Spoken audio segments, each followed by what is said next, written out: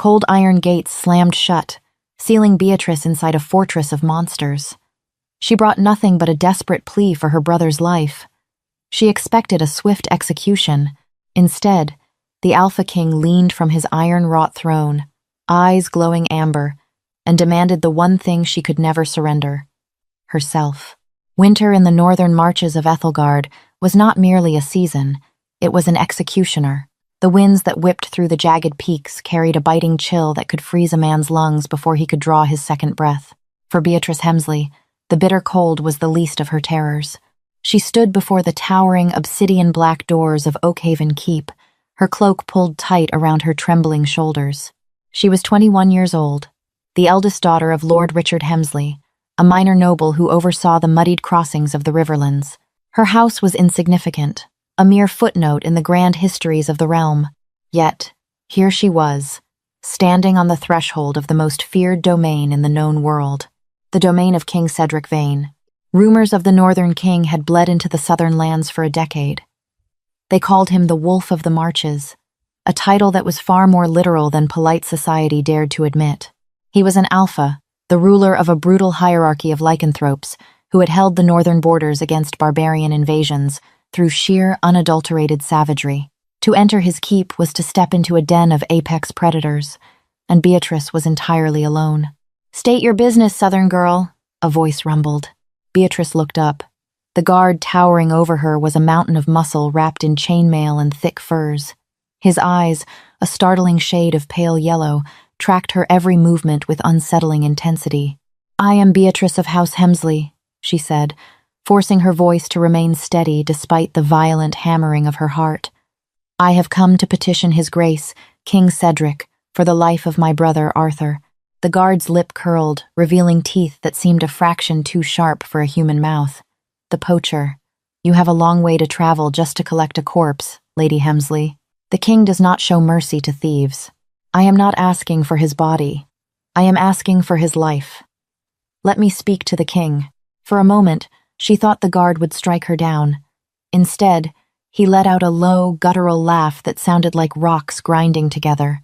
He turned and struck the massive oak doors with the pommel of his broadsword. The gates groaned open, revealing a yawning chasm of shadows, torchlight, and the heavy scent of wood smoke, roasting meat, and something wild, musky, and distinctly canine. Beatrice stepped over the threshold, her soft leather boots practically silent against the cold stone floor. The great hall of Oakhaven was a testament to brutalist power. Unlike the gilded, tapestry-draped courts of the Southern kings, Cedric's hall was stark. Massive pillars of dark gray stone held up a vaulted ceiling lost in the gloom. Braziers shaped like snarling wolf heads cast flickering, violent shadows against the walls. The hall was not empty. Dozens of lords, warlords, and courtiers lined the edges of the room. They did not speak in the hushed, polite whispers of Beatrice's home. They snarled, they laughed loudly, and as Beatrice walked down the central aisle, their attention snapped to her in unison. It was not the gaze of men looking at a woman, it was the stare of a pack assessing prey. At the far end of the hall, seated upon a throne forged from the melted swords of conquered chieftains and draped in the pelts of monstrous shadow bears, sat King Cedric Vane. Even seated, his sheer size was overwhelming. He possessed a broad, imposing frame, wrapped in dark leather and rich crimson wool. His hair was midnight black, falling in unruly waves around a jawline that looked carved from granite. But it was his eyes that stole the breath from Beatrice's lungs. They were a piercing, luminescent amber, devoid of warmth but burning with a sharp, ancient intelligence. Beatrice Hemsley, his voice resonated through the cavernous hall. It was a deep, silken baritone that vibrated in the floorboards beneath her feet. It was not a shout, yet it commanded absolute, suffocating silence. Beatrice approached the dais, sinking into a deep, formal curtsy. "Your Grace, I come to you with a humble heart, to beg for the life of my brother, Arthur." Cedric leaned forward, resting his chin on a massive, calloused hand. He studied her for a long, agonizing moment. The silence stretched, thick and suffocating. Beatrice could feel the eyes of the entire pack boring into her back. "Arthur Hemsley," Cedric finally mused, the name rolling off his tongue with a dangerous edge. "A boy who lacks both sense and survival instinct." He trespassed into the howling woods, my personal hunting grounds. He was caught scaling the walls of the inner keep. The penalty for such an intrusion is death. Why should I stay the executioner's axe for a thief? He is young, your grace, Beatrice pleaded, lifting her chin to meet his amber gaze. It took every ounce of her willpower not to look away from the predatory intensity in his eyes. He is only 19. He has always been foolish, prone to chasing glory where there is none. He meant no harm to you or your crown. If you require recompense, my father will pay his weight in silver. We will cede our eastern farmlands. Anything, your grace. Just let him live.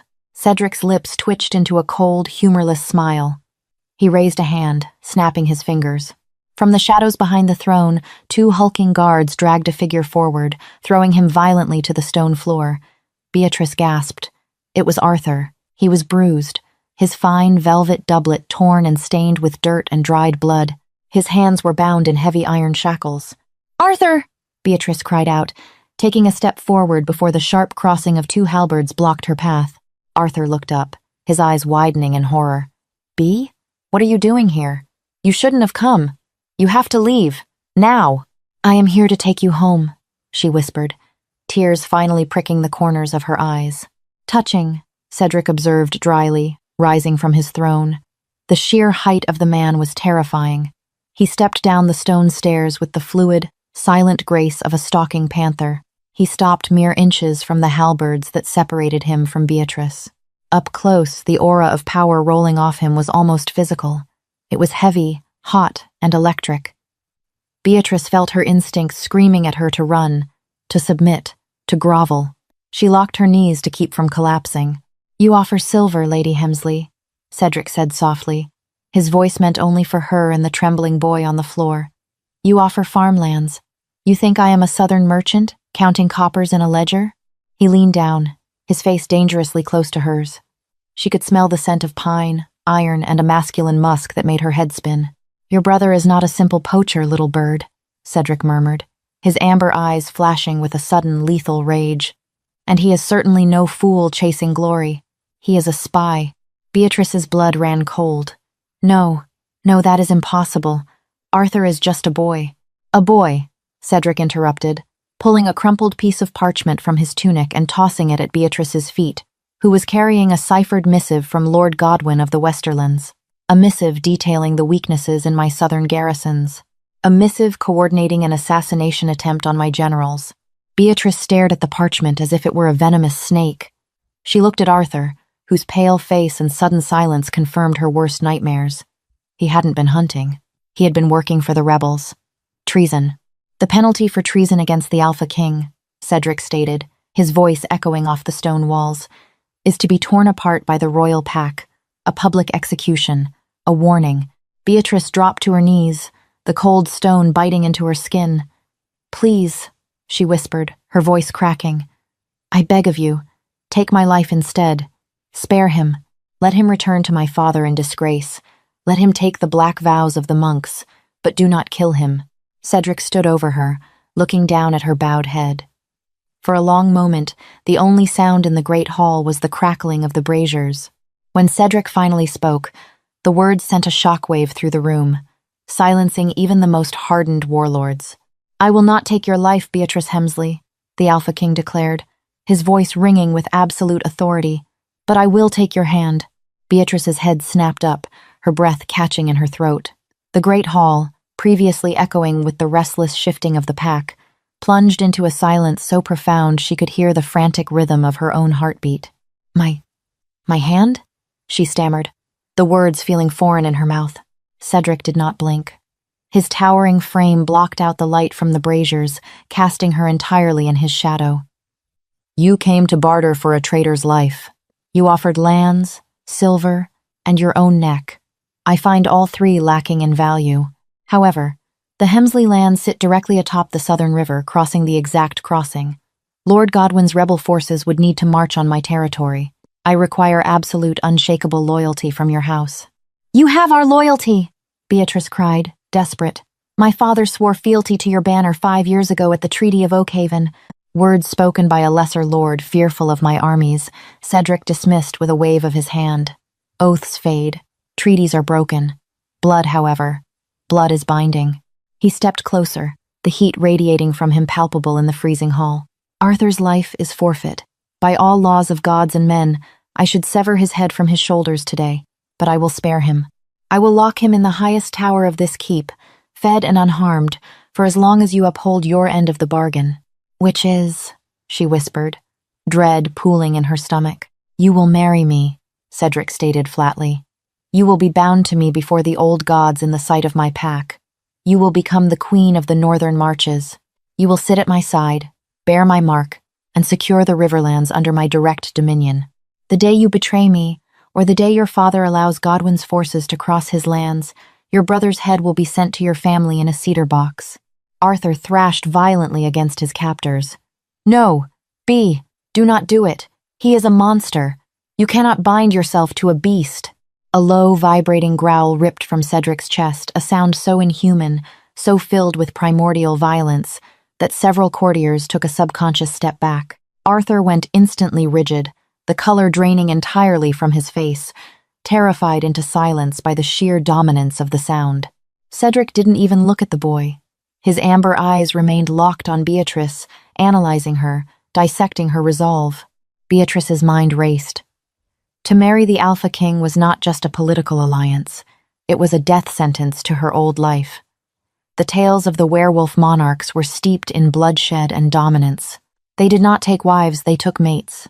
They claimed them, binding them in rituals of blood and pain. She would be surrounded by predators who would see her as a fragile, breakable human, a southern plaything meant only to secure a bridge. Yet, she looked at Arthur, her foolish, reckless, beloved younger brother. He was the heir to House Hemsley. Her mother's dying wish had been for Beatrice to protect him. If I agree, Beatrice said, her voice shaking but her chin held high. Arthur remains unharmed. No torture, no interrogations in the dark. He will be treated as a political hostage of high birth, Cedric confirmed. Nothing more, nothing less. And my family? The Riverlands? Protected under my banner. An attack on House Hemsley will be considered an attack on the crown. Godwin will not dare touch your father if you are my queen. It was a trap of golden wire. She was trading one cage for another, trading her freedom for her brother's breath. But as she looked into the endless, predatory depths of Cedric Vane's eyes, she realized she had never truly had a choice from the moment the iron gates slammed shut behind her. I accept your terms, Your Grace, she said, the words heavy as lead. A murmur rippled through the hall. Astonishment, amusement, and dark anticipation mingled in the whispers of the courtiers. Cedric extended his massive, leather-clad hand toward her. It was not a request. It was a command. Trembling, Beatrice placed her bare, delicate hand into his. His skin was scorching hot, rough with calluses from a lifetime of war. His long fingers closed around hers, engulfing her hand completely.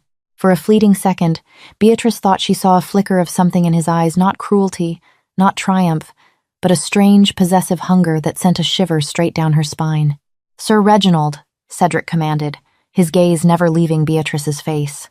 A tall knight with silver-streaked hair stepped forward from the ranks. My king, take the boy to the high tower. Double the guard. If he escapes, I will hang you from the battlements by your entrails. It shall be done, Your Grace, Reginald said, bowing deeply. He hauled Arthur to his feet. Be! Arthur shouted as he was dragged backward toward the heavy wooden doors leading to the dungeons. Don't trust him! Be! Beatrice watched him go, a singular tear escaping her eye and tracking down her pale cheek. Before she could wipe it away, Cedric's thumb reached out, brushing against her skin and catching the tear. The touch was startlingly gentle, a stark contrast to the violence of the room. Tears are a sign of weakness in the north, Beatrice, Cedric murmured softly. You are to be a queen of wolves. You must learn to bare your teeth. I have no teeth to bare, Your Grace, she replied bitterly. You will grow them, he promised, his voice dropping to a husky whisper. Or my court will eat you alive. Lady Catherine. A woman stepped out from the crowd. She was breathtakingly beautiful, with fiery red hair and eyes the color of pale emeralds. Her gown was a deep, velvet green, tailored perfectly to her lithe, dangerous curves. She moved with an aggressive grace, her eyes sweeping over Beatrice with naked disdain. You called my alpha? Catherine purred, her voice dripping with honey and poison. "Show my betrothed to the royal chambers in the East Wing," Cedric ordered. "Provide her with appropriate attire. She smells of the road and southern weakness. We hold the claiming ceremony in 3 days, on the eve of the full moon." Beatrice flinched. The full moon. The time when the beast was closest to the surface, when the curse of the lycanthrope was undeniable. Catherine bowed her head, though her green eyes flashed with malice. "As you command, my king." Cedric finally released Beatrice's hand. The absence of his scorching heat left her feeling suddenly cold and deeply alone. "Rest, little bird," he said, turning his back on her to ascend the stairs back to his iron throne. "The real game begins tomorrow." The east wing of Oakhaven Keep was beautiful, but it was unmistakably a prison. Beatrice's chambers were vast, adorned with heavy tapestries depicting ancient hunts and massive hearths that blazed day and night to fight the pervasive northern cold. Her bed was a sprawling 4-poster monstrosity of carved mahogany and velvet drapes. For 2 days, she was bathed, scrubbed, and dressed by tight-lipped maids who moved with unnatural speed and spoke in low, guttural tones. She quickly learned that almost the entire staff of the keep were shifters. She was the only human, a solitary sheep placed in a castle of wolves. Lady Catherine was her designated tormentor. Under the guise of instructing Beatrice in court etiquette, the red-haired woman missed no opportunity to remind the southern girl of her impending doom. "You do not understand what you have agreed to, human," Catherine hissed on the second afternoon, aggressively lacing up the back of Beatrice's corset. They were preparing for the evening feast. The king is an alpha of the pure bloodline. His wolf is ancient. It is savage. When the moon reaches its zenith tomorrow night, he will not be a man exchanging sweet vows. He will be a beast demanding a mate. And you are fragile, so very fragile. "I will endure it," Beatrice said, gripping the edge of her dressing table, her knuckles white. "Endure?" Catherine laughed, a sharp barking sound. "He will break you in half. I have fought beside him in the blood pits. I know the monster that lives beneath his skin. You think you are saving your brother? You are merely providing Cedric with a temporary chew toy before he inevitably crushes your family anyway. If he wanted to crush my family, he would have marched his armies south," Beatrice retorted, meeting Catherine's venomous glare in the polished silver mirror. "He chose this, which means I have value, something you clearly lack, else he would have chosen you." Catherine's hand tightened viciously on the corset strings, stealing Beatrice's breath before releasing her with a shove. "Enjoy your hollow victories while you can, little bird. The moon does not lie." That evening, the tension in the great hall was suffocating. The moon was nearly full, and the energy of the pack was vibrating at a fever pitch. Fights broke out constantly among the lords, settled only by a single deafening growl from Cedric at the head table. Beatrice sat to Cedric's right. He had barely spoken to her since their bargain. He ate meat that was far too rare, tearing into it with a primal hunger that made Beatrice's stomach churn. Yet every time she shifted in her seat, every time she sighed or her pulse quickened from anxiety, she felt his amber eyes track her. He was hyper-aware of her presence, absorbing her scent, monitoring her fear. Midway through the feast, a servant approached to refill Beatrice's goblet of heavy spiced wine. As the boy poured, he leaned in, his sleeve brushing her wrist. Inside the bread, the servant breathed, a whisper so faint Beatrice thought she had imagined it. She froze. She glanced at the boy, but he was already retreating into the shadows.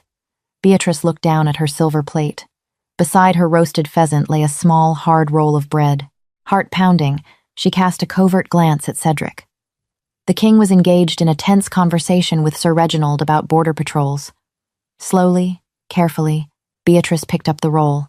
She broke it in half under the table. Inside, hollowed out of the dough, was a tiny, tightly rolled scrap of parchment. She palmed the note, her hands sweating. She excused herself quietly, stating she needed a moment of fresh air, and practically fled the hall, the weight of Cedric's stare burning into her spine the entire way. Once locked safely in her chambers, she unrolled the scrap by the light of the hearth. The handwriting was frantic, scrawled in what looked like charcoal, but she recognized it instantly. "Arthur, B. You are blind to the truth. Godwin is not a rebel. He is the true heir to the northern marches. Vane is an usurper, a demon who slaughtered the rightful kings. The letters I carried contained a poison meant for the beast. You must finish my task. Beneath the loose stone by the fireplace in your room is a vial of wolfsbane derivative. Put it in his wine during the claiming ritual tomorrow. If you marry him, Godwin will burn the Riverlands to the ground for our failure, kill the Alpha, and open the gates. Beatrice dropped the parchment, stumbling back as if it were on fire. The room spun. Arthur wasn't just a messenger. He was an assassin, and he had failed. Now, he was demanding that she, a girl who had never held a blade, who fainted at the sight of slaughtered livestock murder the most powerful, terrifying warlord in the continent. If she failed, Cedric would kill her and her brother and slaughter her family for the treason. If she succeeded, she would be opening the gates to a rebel army that would likely butcher her anyway to secure the castle. And what of the threat against her father? Godwin would burn the Riverlands? She was utterly trapped, pawns in a game played by monsters. She rushed to the fireplace. Kneeling on the heavy hearth rug, she ran her trembling fingers over the stonework. On the far right side, one of the stones was loose. She pried it out. There, nestled in the dust, was a small glass vial filled with a shimmering silver liquid. Wolfsbane, highly concentrated, deadly to lichens. A sudden sharp knock at her chamber door made her gasp. She shoved the vial into the deep pocket of her skirts and hastily kicked the stone back into place, tossing the crumpled parchment into the roaring fire. "Enter," she called out, struggling to steady her breathing. The heavy oak door swung open. It was Cedric. He stepped into her chambers, filling the room with his massive presence. The king had removed his heavy ceremonial doublet, wearing only a loose linen shirt laced halfway up his chest, revealing skin corded with muscle and marred by thick, brutal scars. But it wasn't his lack of armor that terrified her. It was the fact that he was breathing heavily, his chest heaving, his amber eyes glowing brighter in the dim light of the room. The veins in his neck and arms were dark, bulging. The moon was high outside, and the beast within him was clawing at its cage. "Your Grace," she whispered, taking a step backward. Cedric slammed the door shut behind him. He didn't speak. He crossed the room in 3 massive strides, closing the distance between them until she was backed against the edge of her heavy wooden desk. "You smell of panic," Cedric rumbled. His voice was deeper, rougher, sliding into a dual-toned growl that vibrated with suppressed violence. He leaned in, burying his face in the crook of her neck. Beatrice froze, entirely paralyzed by terror. He inhaled deeply, his nose brushing against her rapid pulse. Fear, copper, and secrets. He pulled back, staring down at her. "What are you hiding from me, Beatrice?" "Nothing," she lied, her voice cracking. The vial of poison felt like a burning coal against her thigh. Cedric's hand moved, his large fingers gently tracing the line of her jaw. His touch was terrifyingly soft for a creature of such immense power. "Do not lie to me. My senses are beyond human limits tonight. The moon calls, and my wolf demands its mate. It demands truth. I am just frightened of tomorrow," she managed to say, tears springing to her eyes. It wasn't entirely a lie. "Of you." Cedric's expression softened, just a fraction, the harsh lines of his face relaxing. He looked at her not as a piece of property, nor as a political hostage, but with an intensity that bordered on reverence. "You think me a monster," he murmured, his thumb brushing over her lower lip. "A brute who dragged you here to suffer. But you know nothing of the war I fight, little bird. You know nothing of the true darkness that Godwin intends to unleash upon this realm." He leaned closer, his forehead resting against hers. "Tomorrow night, I will bind you to me. Not just your house, not just your lands. I will bind your soul to mine. If you intend to run, Beatrice, you must do it tonight. Because once the moon is full, I will never let you go." Beatrice stared into his glowing amber eyes, the vial of poison heavy in her pocket, the ashes of her brother's treasonous letter smoking in the hearth. She was standing at the edge of an abyss, and the Alpha King was holding out his hand to pull her into the dark. The sun dipped below the jagged horizon, plunging Oakhaven Keep into the eerie silver luminescence of the full moon. Beatrice stood before the towering mirror in her chambers, wrapped in a ceremonial gown of spun silver and white direwolf fur. She looked like a ghost, a sacrificial lamb draped in the wealth of predators. In the hidden pocket of her silk skirts, the heavy glass vial of aqua tofana, a real, legendary concoction passed down through the deadliest shadow apothecaries of the old world. A poison notorious for leaving no trace but violent death weighed against her thigh. Her brother had left it for her. Her foolish, manipulated brother, locked in the high tower. The heavy oak door creaked open, and Lady Catherine slinked into the room. The red-haired warrior wore a gown of crimson, looking every bit the executioner. Her pale emerald eyes flicked to Beatrice's pocket, a cruel, knowing smirk playing on her lips. "It is time, human," Catherine purred, stepping dangerously close. "The pack is assembled in the courtyard. The Alpha King awaits his bride. I trust you are. Prepared?" Beatrice kept her chin high. "I am ready to fulfill my oath." Catherine laughed, a sound like glass shattering. She leaned in, her breath hot against Beatrice's ear. "Do not play the martyr with me, little bird. I know what the boy left under the hearthstone. I secured the Aqua Tofana myself. I made sure his little rebellion reached this room." Beatrice's blood froze in her veins. "You? Godwin is a brilliant strategist," Catherine whispered, her eyes glowing with malicious triumph. He knew Cedric's beast would never accept a challenge from another alpha, but he also knew Cedric had a weakness for southern leverage. "The moment your idiot brother was captured, Godwin and I forged this path. You poison the king during the ceremonial toast. He dies. I take control of the pack as the highest-ranking female, and I open the gates for Godwin's army. We rule the north together. If you want him dead," Beatrice gasped, her mind racing, "why not poison him yourself?" "Because the king's wolf can smell a lie on my skin," Catherine snarled, gripping Beatrice's jaw with bruising force. "He trusts no one in his court. But you are a terrified little girl trying to save her family. He smells your fear, and he mistakes it for submission. He will take the cup from your hand.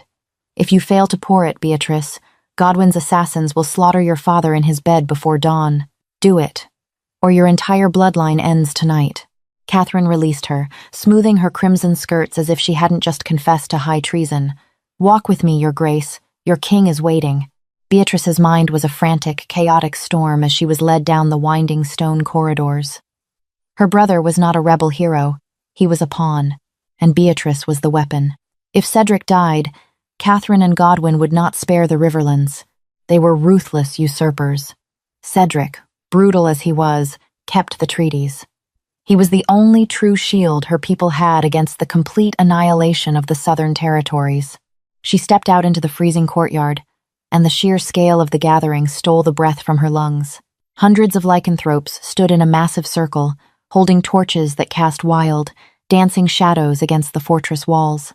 In the center, standing before an ancient stone altar, was Cedric. He was no longer entirely human. The Alpha King had shed his shirt. His massive torso was corded with bulging, unnatural muscle.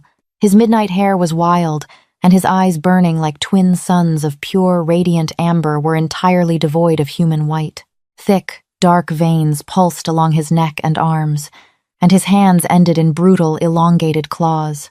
The sheer power radiating from him was a physical force, a heavy, suffocating pressure that forced lesser wolves in the crowd to bare their throats in submission. When his glowing eyes locked onto Beatrice, a low, rumbling growl vibrated through the stones beneath her feet. It was a sound of absolute possession. "Come to me," Cedric commanded. His voice was a terrifying dual tone, the man and the beast speaking in unison. Trembling, Beatrice walked down the aisle of snarling predators. Every instinct in her human body screamed at her to flee, but she forced herself to keep moving, her hand slipping into her pocket, her fingers wrapping tightly around the vial of Aqua Tofana. "Kill the beast," Catherine's words echoed in her mind. "Or your family dies." She reached the altar. Cedric reached out, his scorching, clawed hand wrapping gently around her delicate wrist. The contrast between his monstrous power and her fragile humanity was stark, yet his touch held an impossible, reverent care. "The moon witnesses our bond," Cedric declared, his voice echoing over the silent, tense courtyard. "My blood is your blood. My pack is your pack. My enemies are your enemies." Sir Reginald stepped forward, carrying a silver tray bearing a single ornate goblet of dark spiced wine, the ceremonial cup. Beatrice was meant to drink from it, then offer it to Cedric. It was the moment of vulnerability, the moment of death. Catherine stood in the front row of the crowd, Her emerald eyes locked on Beatrice, a silent, deadly command. Beatrice took the goblet with her free hand. She pulled the stopper off the hidden vial in her pocket with her thumb. She brought the cup toward her lips, her hand shaking violently. She looked at Cedric. Beneath the terrifying visage of the Alpha, beneath the glowing eyes and the deadly claws, she saw the exhausted king who had rested his forehead against hers the night before. A king fighting a war in the dark. She made her choice. Instead of drinking, Beatrice spun around, raising the goblet high.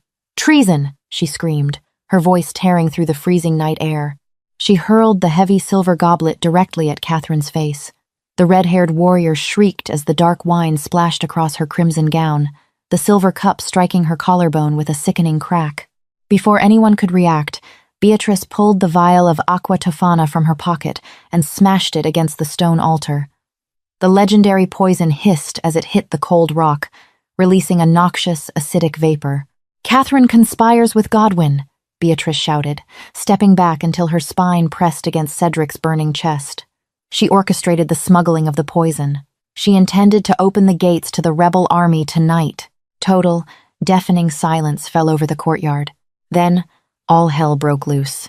Catherine's loyalists, a dozen heavily armed guards, drew their broadswords, lunging toward the altar to silence Beatrice. But they had fundamentally miscalculated one crucial detail. They had underestimated the Alpha King. A roar that shook the very foundations of Oakhaven keep ripped from Cedric's throat. It was not a battle cry. It was a promise of absolute slaughter. He didn't just shift, he erupted. In a blur of monstrous speed and terrifying violence, Cedric vaulted over the altar. He caught the first traitor by the throat, snapping his neck with a casual flick of his wrist. He was a whirlwind of claws, teeth, and raw, unrestrained power. The courtyard descended into chaos as the loyal members of the pack turned on Catherine's conspirators, tearing them apart in a flurry of fur and blood. Beatrice huddled behind the altar, covering her ears against the sounds of bones snapping and men screaming. It was over in less than 2 minutes. When the courtyard finally fell quiet, the snow was stained a horrifying crimson. Catherine was on her knees, pinned to the ground by Sir Reginald, her beautiful face twisted in a mask of pure terror. Cedric stood over her. He was drenched in the blood of his enemies, his chest heaving, his amber eyes blazing with an apocalyptic fury. Slowly, the monstrous aspects of his form began to recede, the claws retracting, the brutal musculature settling back into the form of a terrifyingly lethal man. "You reek of deceit, Catherine," Cedric snarled, his voice still echoing with the beast. "You have smelled of it for months. I knew of Godwin's plot. I knew the poison was in the keep. I allowed the boy to bring it, just to see whose hands it would ultimately fall into." Catherine sobbed, struggling against Reginald's grip. "My king, please! I was coerced! The southern girl lies!" Cedric didn't even look at her. "Take her to the blood pits. Let the Omegas have her." Catherine's screams faded as she was dragged away into the darkness of the dungeons. Cedric slowly turned to face the altar. He walked toward Beatrice, who was still trembling on the stone floor. He knelt before her, entirely ignoring the gore that stained his skin. He reached out, his massive hands gently framing her face. "You threw away your only weapon," he murmured, his amber eyes searching hers. "You gave up the chance to kill the monster and free your brother. Why?" "Because you are the shield that protects my people," Beatrice whispered, leaning into his scorching touch. "And because I do not believe you are a monster." A profound, earth-shattering emotion crossed Cedric's face. For a man who had known nothing but war, betrayal, and violence, the absolute loyalty of the fragile southern girl shattered the last remnants of his icy armor. "Your brother's life is spared, as promised," Cedric declared softly, "but he will be exiled to the frozen wastes of the White Sea. He will never set foot in the Riverlands, or my kingdom again. As for your father, my royal guard is already marching south to secure his borders against Godwin's remnants."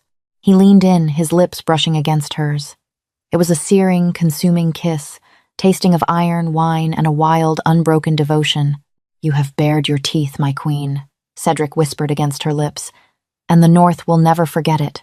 He tilted her head to the side, his eyes glowing as the beast surged forward one final time.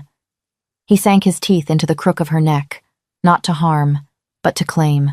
The pain was a brief, sharp flare, instantly replaced by a rush of heat and a profound, unbreakable bond that tethered her soul to the Alpha King. Beatrice Hemsley came to Oakhaven Keep to beg for mercy.